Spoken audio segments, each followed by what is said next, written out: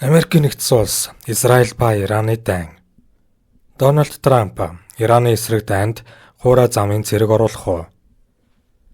Дональд Трамп Ираны цөмийн хөтөлбөрийг таслан зогсоохоос гадна Техраны дэглэмийг солихыг хүсэж байна. Тэгвэл түүнд Америкийн хуурай замын цэргийг оруулахгүйгээр зорилготой хүрэх боломж бий юу? Өнгөрсөн бямбгаргаас хойш Америкийн нэгдсэн улс болон Израиль хамтраад Иран улс руу халдан довтлоллоо. Байлдааны онгоцнууд, баллистик буужингууд, байга өөрөө хөөж бууддаг буужингуудаар Америк ба Израилийн хүчнүүд Ираны цэргийн байнууд руу довтлоллоо. Ираны цөмийн болон буужингийн хөтөлбөрийг онилоо зогсохгүй Ираны айран ба засгийн газрын хувьсгалын торгон цэргүүдийн байршлууд руу довтлоллоо. Энд нэг үндсэн асуулт хариултгүй үлдэж байгаа нь Муллахын дэглэмийн эсрэг Америкийн нэгдсэн улс ба Израиль дайн хийхдээ стратегийн ямар зорилго агуулж байгаа бэ? Америкийн нэгдсэн улсын ерөнхийлөгч Трамп агаарын довтлохоог Иран улс бусад орнууд дахь зэвсэгт бүлэглэлүүдийг дэмжиж байгаа учраас Америкчуудыг хамгаалах Ираны цөмийн ба буужингийн хөтөлбөрийг таслан зогсоохын тулд халдан довтлсон хэмээх тайлбарыг өгсөн. Трамп Ираны ард түмэн эрх чөлөөтэй болох боломжтой хэмээн нотлоод иранчуудад хандан Техраны дэглэмийг түлхэн унахыг уриалав. Биднийг бэлэн боломгц засгийн газраа хүлээн аваарай гэв. Гэхдээ тэр хүртэл алс холын замыг туулах хэрэгтэй болно. Трамп халдан довтол гэдэг тушаалыг өгснөөрөө том эрсдэлд орлоо. Учир нь Техраны дэглэмийг Америкийн хуурай замын цэргийг оруулахгүйгээр солих ямар ч боломжгүй юм.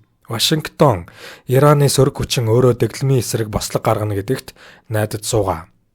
Ираны эсэргүүцэл хангалттай хэмжээний цэргийн хүч бүрдүүлж чадах эсэх нь эргэлзээтэй бөгөөд энэ нь Трампын толгойн өвчин болох болно. Одоогоор зөрчилдөөн үргэлжилсэн харилцан цохилт өгөх байдлаар үргэлжилж байна.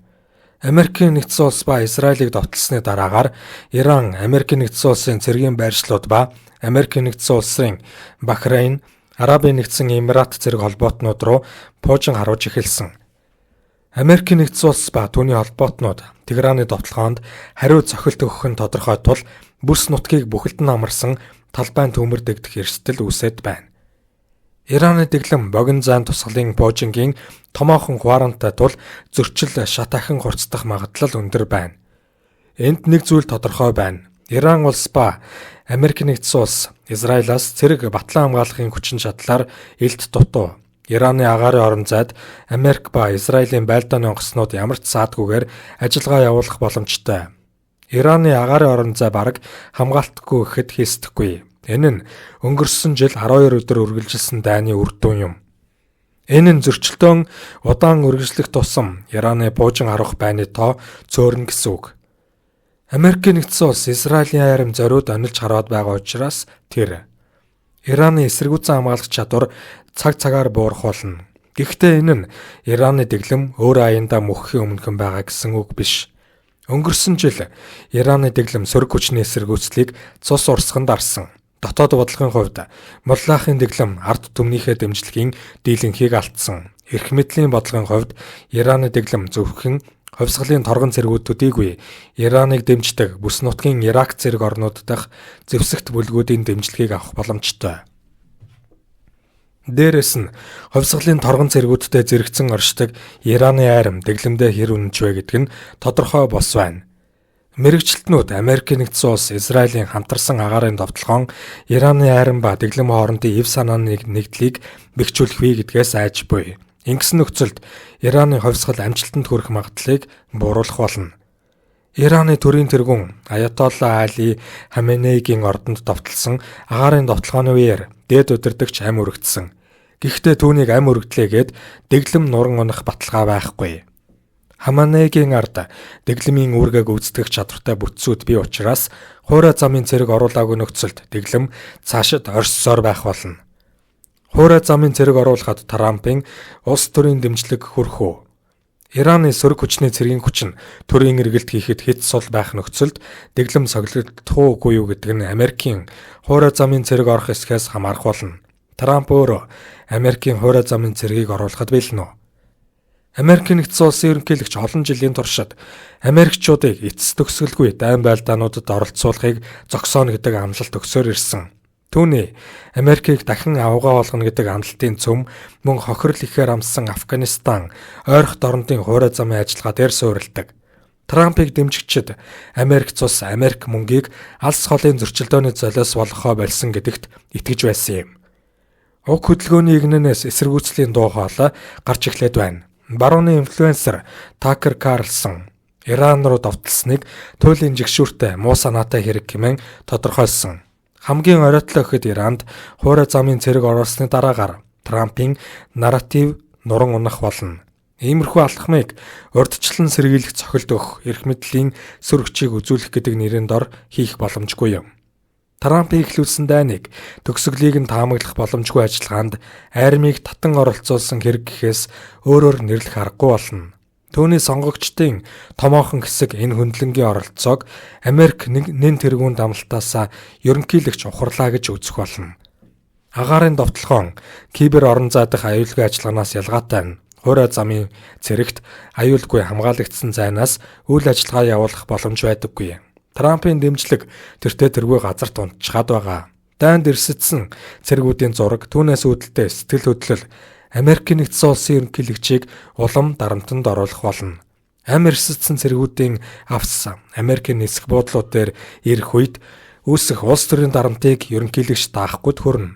Хамаг буруу ба хариуцлагыг Америкийн Ирак ба Афганистанд явуулсан ажиллагааны алдааг залруулах болно гэсэн амлалтыг өгч гарч ирсэн ерөнхийлөгчид өөрт нь өөрүүлэх болно. Оюун санааны удирдагч Аятолла Али Хаменеиг насан эзэлсэнд иранчууд баярлаж байна. Германы мэдээллийн T-Online агентлагаас Ираны дээд удирдагч Аятолла Али Хаменеиг агаарын довтлооны үеэр 86 наснда амь өргөдсөн тухай мэдээг Ираны төрийн мэдлийн хэвлэлүүд болох Ирма Фарс баталлаа. Хувьсгалын торгон цэргүүд түүний өшөөг авахаа андгаалав. Америкийн нэгдсэн улсын ерөнхийлөгч Дональд Трамп Бямгаргийн орой Truth Social дээр түүхийн хамгийн хорон санаатай хүн болох Хаменей нас орлаа. Энэ бол Ираны ард түмний хувьд төдийгүй Америкчууд дэлхийн олон орны хүмүүсийн хувьд Хаменей ба түүний цусан дурлагч дайчид амь эрсдэж эсвэл ирэмдэг зэрэмдэг болсон шударга хэрэг юм. Ираны дэглэм түүнийг амь өргөцсөнтэй холбогдуулан 40 өдрийн төрийн гашуудал зарласан. Түүнтэй хамт түүний охин ба зээх хүн амь өргөдөжээ. Хувьсгалын торгон цэргийн командлагч Мухаммед Пакпоор Ираны батлан хамгаалахын сайд Асис Насердсадх мөн амь өргөцсөн тухай Израиль мэдээлэл өгүүлээ. Хятадын мэдээ агентлагаас Аятоллаг нас барсан тухай мэдээлсний дараагаар Ираны гашуудагсад даваа гарагт уур бухимдлаа илэрхийлж хонцон авахыг шаардахаар гудамжинд гарч ирлээ. 2026 оны 3 дугаар сарын 1-нд Йемений иргэд Санаа хотноо Иранчуудтай эв санааны нэгдлээ илэрхийлж жагсав хэмээн мэдээлэв. Синхуа агентлаг Америкийн нэгдсэн улсын ерөнхийлөгч Дональд Трамп Ираны шинэ удирдлагатай ярилцаж эхэллээ. Тэд ярилцахыг хүсэж байна. Би ярилцахыг зөвшөөрлөө. Би тэдэнтэй ярилцсанаа гэж Атлантик сэтгүүлтэй утсаар ярилцахдаа мэдгдсэн. Тэд эрт ярилцах байсан юм. Тэд нөхцөл байдал илүү практик хөнгөн байхад хийх ёстой байсан юм. Тэд хэтэрхий удаан хүлээлгэлээ хэмээн нэмж хэлв. Тэрээр өмнө нь хилцээр хийж байсан удирдагчдын зарим нь амьд үлдсэн. Гэхдээ ихэнх нь нас орсон. Бидэнтэй ажиллаж байсан зарим хүмүүс нас барсан гэв. Оросын мэдээ агентлаг Иран улс нь Америкийн нэгдсэн улс ба Израилийн зэвсэгт хүчний довтлохоноос хамгаалж ойрхон орнууд дахь Америкийн цэргийн байршлууд ба байгууламжууд руу довтлсноор тус бүс нутгийн агаарын тээвэрт саад дотгор учирлаа. Ормузын хоолойг Иран хаалаа гэдэг өмнөх мэдээллүүд батлагдсангүй.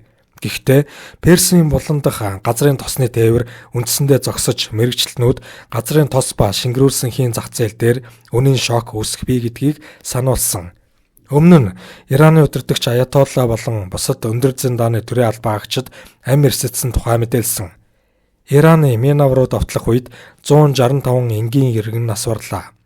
Дээд удирдагч Аятоллаг нас барсны дараагаар Ираны засгийн газар дайны нөхцөлд улс орныг удирдах цаг алдалгүй шийдвэр гаргахын тулд тусгай хороод ажлын хэсгүүдийг байгуулав. Энэ талаар засгийн газрын мэдээллийн зөвлөлөөс мэдээллээ. Ираны дараагийн дээд удирдагчийг 1-2 өдрийн дотор сонгоно гэдэг мэдээллийг Ираны гадаад хэргийн сайд Аббас Аракчи өгүүлсэнгүй.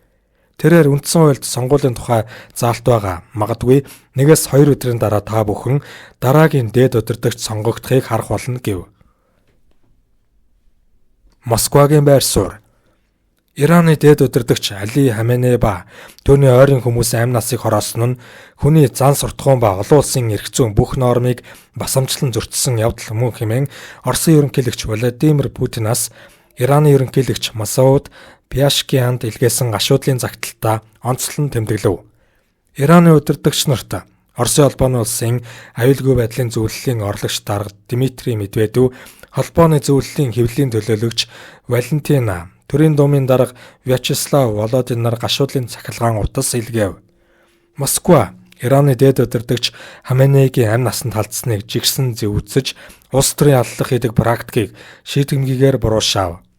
Оросын холбооны улс нь улс төрийн аллах хийдэг, тусгаар улсуудын удирдагч нарыг авалдаг, иргэншсэн улсуудын улс хоорондын харилцааны үндсэн зарчмууд ба олон улсын эрх зүйг зөрчсөн практикийг туйлбартай буруушааж байна хэмээн мэдэгдэв. Сергей Лавров ба түүний мэргэжилтнэгт нөхөр Хятадын гадаад хэргийн сайд Ван И нар ойролт орнууд дахь зэвсэгт мөргөлдөөнийг нэн даруй зогсоох, Ираны асуудлыг инх тайвнаар шийдвэрлэхийн чухлыг онцлон тэмдэглэв.